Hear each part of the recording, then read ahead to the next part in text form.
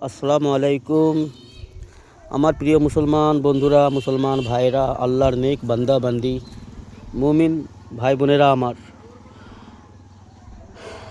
জুমার সালাত আদায় করে আসলাম। আলহামদুলিল্লাহ, আল্লাহ আমাদের তৌফিক দিয়েছে।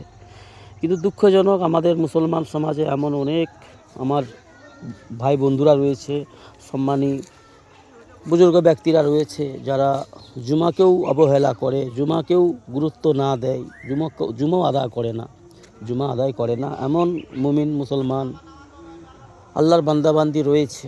বড় দুঃখজনক কথা, বড় লজ্জাজনক বিষয়। তো আমার বন্ধুরা, মা বোনেরা,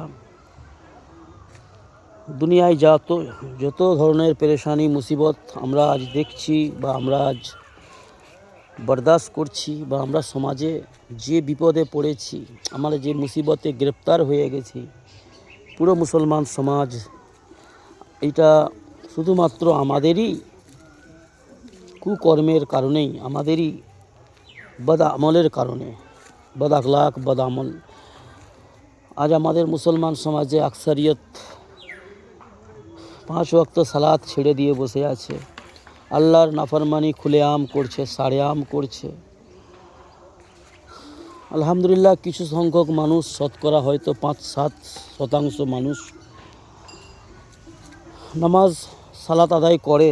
কিন্তু দুঃখজনক বিষয় এটাও, আমি যতটা গড় ফিকির করি, যেমনভাবে আমরা দুনিয়ার কোনো কাজ, দুনিয়ার নাফা, দুনিয়ার ধন সম্পদ উপার্জনের ক্ষেত্রে যখন আমরা দুনিয়াবি কোনো কাজ করি, দুনিয়াবি কোনো কর্ম করি, তখন আমরা অত্যাধিক গুরুত্ব দিয়ে দুনিয়ার কাজ কাম করি। তার কারণ দুনিয়ার কাজ কাম, ব্যবসা বাণিজ্য, সার্ভিস, এ সমস্ত যদি আমরা সঠিকভাবে, সুন্দরভাবে না করি, এর বিনিময়ে আমাদেরকে দেবেন না, এবং আমাদের অনেক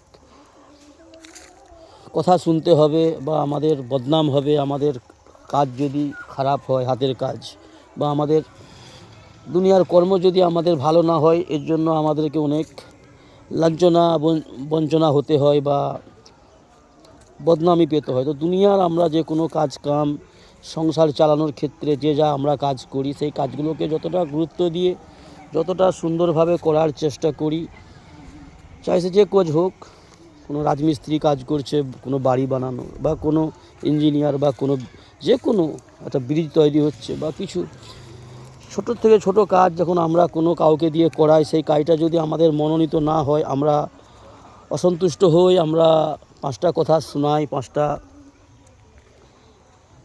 কথা বলে বসি কাজ করনেওয়ালাকে। তো বন্ধুরা, এটা দুনিয়ার কাজ, দুনিয়াতে রয়ে যাবে। দুনিয়ার বানানো যে সমস্ত অর্থ সম্পদ, কাজ, বাড়ি গাড়ি, যে সমস্ত যে বিষয় দুনিয়াতেই রয়ে যাবে, এ আমাদের সঙ্গে যাবে না, এবং আমাদের তেমনভাবে কোনো উপকার করতে পারবে না। কিন্তু যেই কর্মটা আমাদের সঙ্গে যাবে, যেটা আমাদের সঙ্গের সঙ্গী হবে, সেটা হচ্ছে আখিরাতের কাজ, আল্লাহর ইবাদত বান্দেগি। তো সেই শতকরা 5-7% মানুষ আল্লাহর ইবাদত বান্দেগি করে। তো এদের মধ্যেও শতকরা 5-7%-র মধ্যেই যখন মসজিদে দেখি জুমার দিনে প্রায় কোনো জায়গায় 100, কোনো মসজিদে 200, কোনো মসজিদে 100, বড় বড় মসজিদে 500-700 মুসল্লি। তো আমাদের মসজিদে শতাধিক লোক হয়, 100-র আশপাশ। তো যখন দেখি বন্ধুরা, বড় দুঃখ লাগে। সালাত আদায় করতেছে, জুমা হোক ইয়া ফির অন্যান্য অনেক কোথায় দেখি নামাজের মধ্যে সৌন্দর্যতা নেই, খুজু নেই। জুমা হচ্ছে খুতবার যখন শুরু হবে, খুতবার আজান শুরু যখন হবে, তখন থেকে নিয়ে জুমা ফরজ হয়ে যায়। জুমা যেহেতু 2 রাকাত ফরজ, জোহর 4 রাকাত ফরজ, তো জোহরের বিনিময়ে জুমার দিনে 2 রাকাত ফরজ হচ্ছে। তো সেহেতু খুতবা যখন শুরু হচ্ছে, খুতবার আজান থেকে নিয়ে জুমা সালাম ফিরানো পর্যন্ত ফরজে আইন। তো দেখি যেমনভাবে 2 রাকাত নামাজের মধ্যে আমরা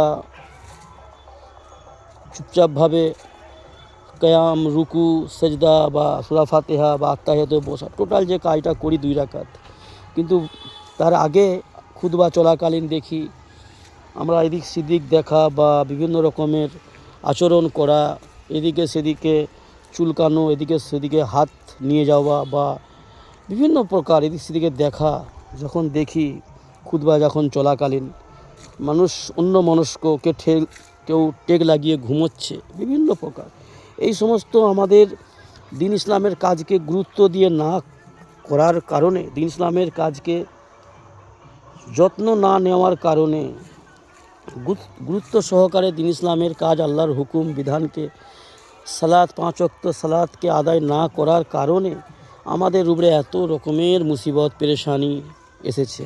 আর আমাদেরই কুকর্মের কারণে অন্যান্য মখলুক, অন্যান্য জীবজন্তু, আল্লাহর অন্যান্য সৃষ্টি জগৎ আমাদেরই বদ আমলের কারণে, বদ আখলাকের কারণে, বদকারির কারণে সবাই কিন্তু পেরেশানি হচ্ছে, কষ্ট পাচ্ছে।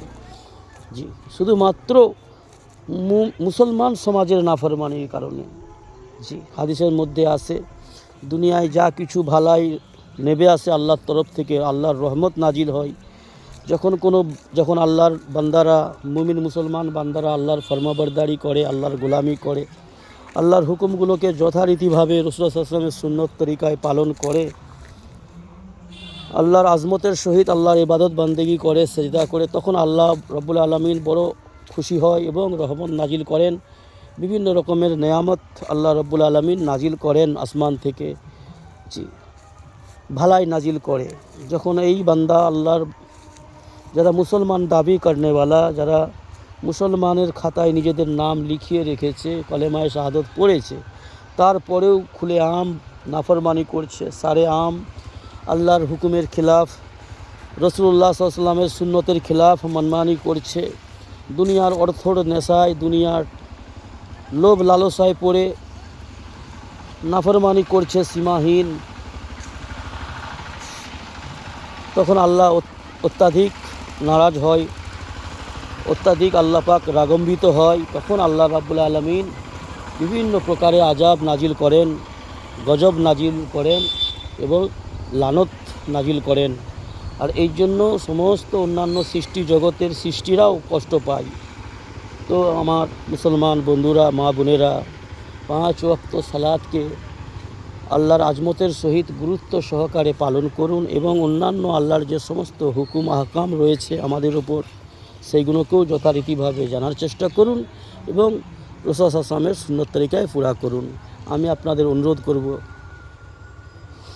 আল্লাহর পথে ফিরে আসুন, নাফরমানির পথ ছেড়ে দিন, মানমানির পথ পরিত্যাগ করুন, দিন ইসলামের পথে, রাসূলুল্লাহ সাল্লাল্লাহু আলাইহি ওয়াসাল্লামের সুন্নতের পথে ফিরে আসুন।